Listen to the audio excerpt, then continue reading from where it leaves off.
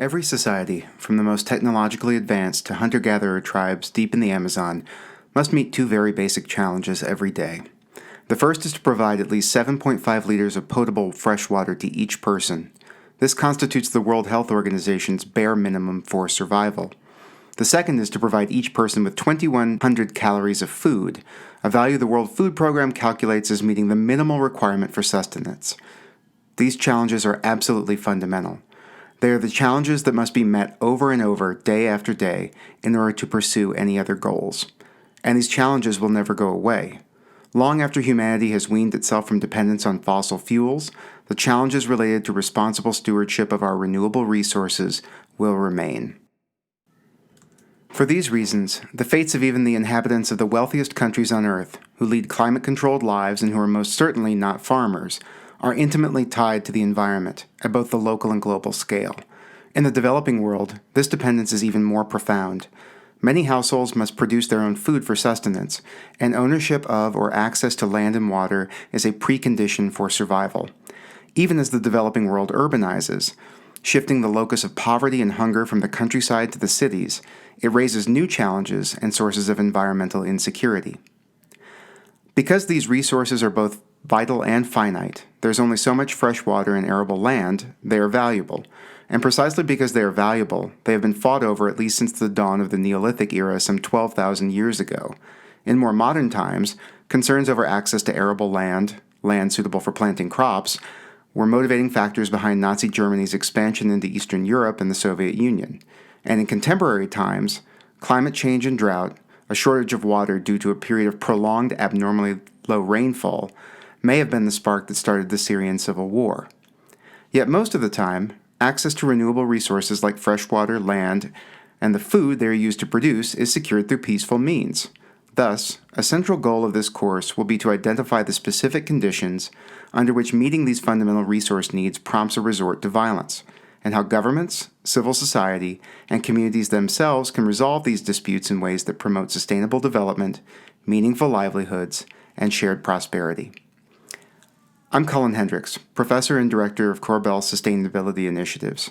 Welcome to Environmental Security. Over the next 10 weeks, you'll gain new insights into the complex interrelationships between the environment, natural resources, conflict, and both human and national security. This course will evaluate the expanding evidence on environmental impacts on conflict and human security, as well as conflict impacts on the environment, and the potential for making co-management of valuable natural resources and wildlife a source of cooperation, rather than conflict, between communities and states. Finally, we will address the emerging role of environmental stressors and climate change as U.S. national security issues. Along the way, you'll hone your writing and presentation skills, dip your toes into data visualization, and write a policy brief that will make an outstanding writing sample as you move forward in your professional or scholarly careers. You'll learn from me, but you'll also learn from your classmates. This course tends to attract students from very diverse backgrounds. It's not uncommon for a Peace Corps returnee or environmental activist to find themselves sitting next to an Army Ranger or venture capitalist. I encourage you to invest in these people and learn from them and their different perspectives. They are your classmates now, but they will be your friends and professional network in the future. Before we get started, I'd like to tell you a little bit about who I am and why I'm here. I was born and raised in farm country, first in Rockingham County, Virginia, which is poultry and egg country, then in the Central Valley of California, where I got my first job working in an agricultural marketing firm, which is a euphemism for the middleman that connects producers to grocery chains and consumers, and finally in Kalamazoo, Michigan. My family were not farmers, they were ministers, but our communities were deeply dependent on the natural environment and the ecosystem services those environments provided for our livelihoods. Perhaps because of this, most of my scholarly work is on conflict and cooperation around natural resources, with specific emphasis on the economic and social effects of climate change.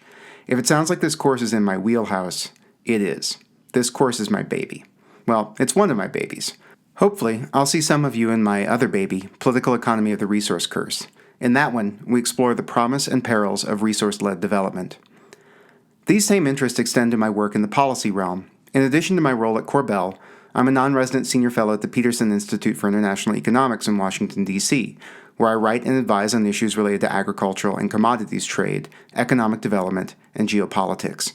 I've advised or consulted for a variety of U.S. government agencies ranging from the CIA to USAID and the National Intelligence Council, as well as international organizations like the Asian Development Bank, the World Food Program, and the Intergovernmental Panel on Climate Change, or IPCC. Again, welcome to Environmental Security. I'm glad you're here.